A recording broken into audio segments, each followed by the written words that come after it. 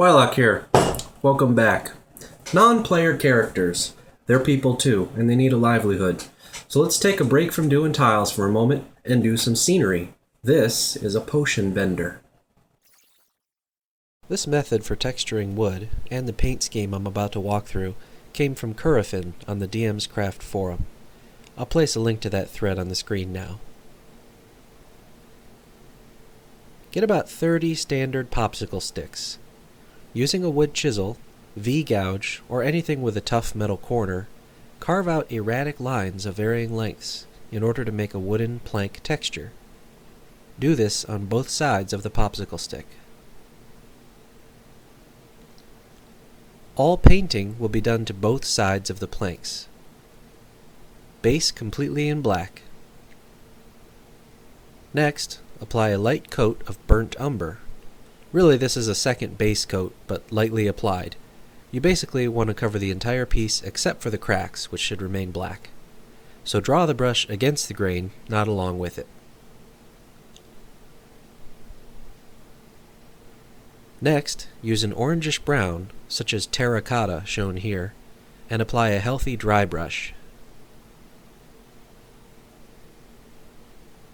Finally, use a tan or khaki color, such as honey brown, shown here. You will dry brush this color with the same intensity as the previous color, but only hit about half the plank in a chaotic manner.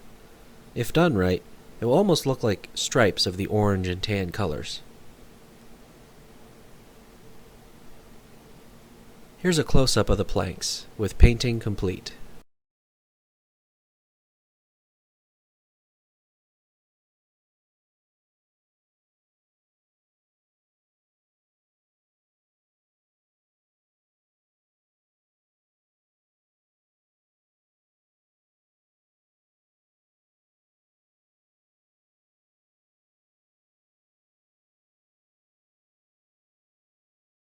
Take 5 planks and chop off the curved ends.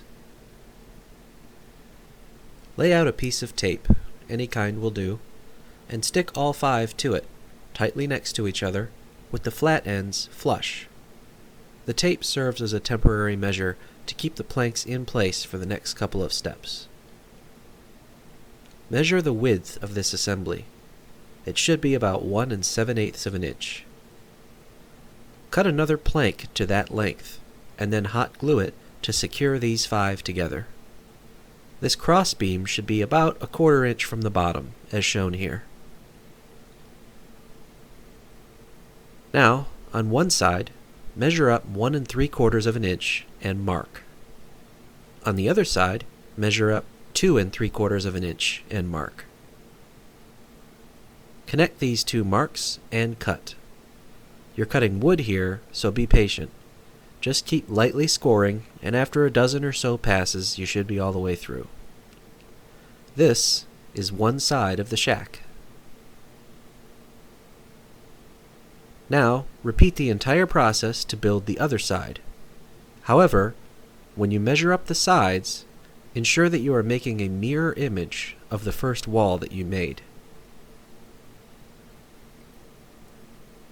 Next, we'll make the back wall.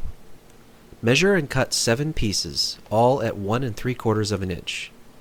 Just as before, stick them to tape. Measure the width and cut a crossbeam, and glue the crossbeam to bind all 7 together.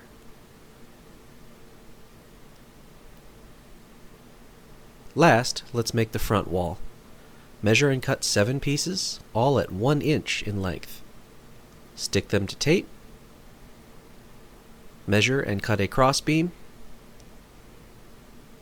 and glue the crossbeam to bind all 7 together.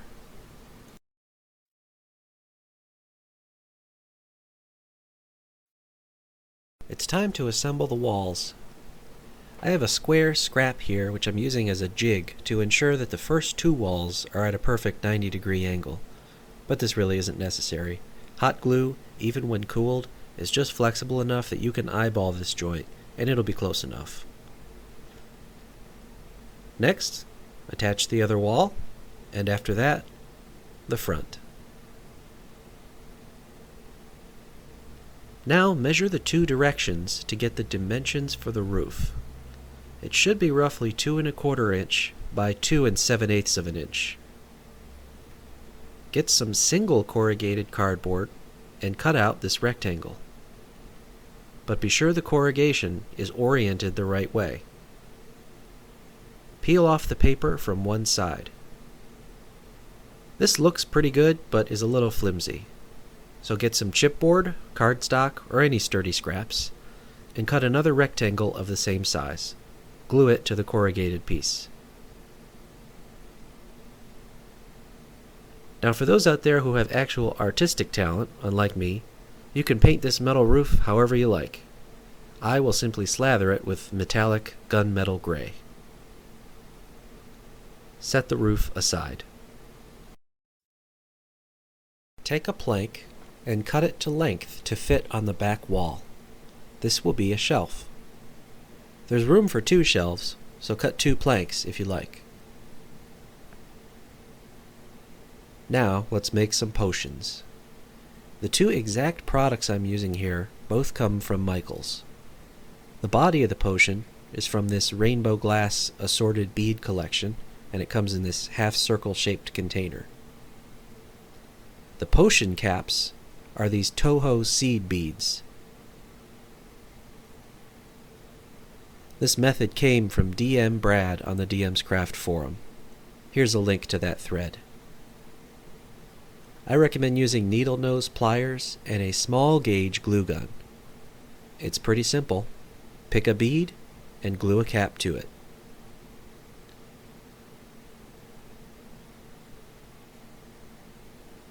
Lay out your potions on your shelves so you know they'll be spaced out properly. Now this video is for a potion vendor, but I'm going to take the opportunity to stock these shelves with some other things as well, such as books and a dagger. Simply hot glue your shelf's contents to the shelf.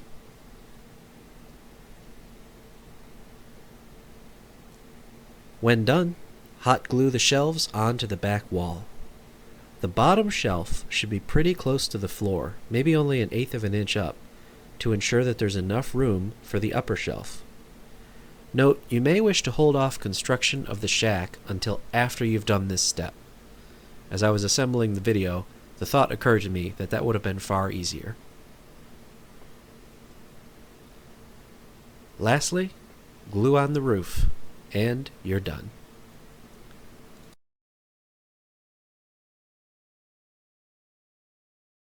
Okay, and now for a little flyabout. I have the flash on here. I apologize, the lighting quality is so poor in my videos, but I'm using my LG Spectrum 2 smartphone for all of this. Big time stuff. So here's the finished product. There's the shopkeep. That's Willow the half-elf from our most recent campaign. Here's a bigger version. I actually built this first.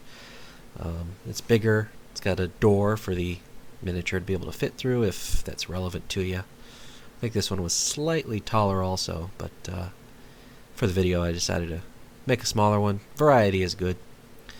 So one more side-by-side shot here. And I'm pretty happy with how these turned out.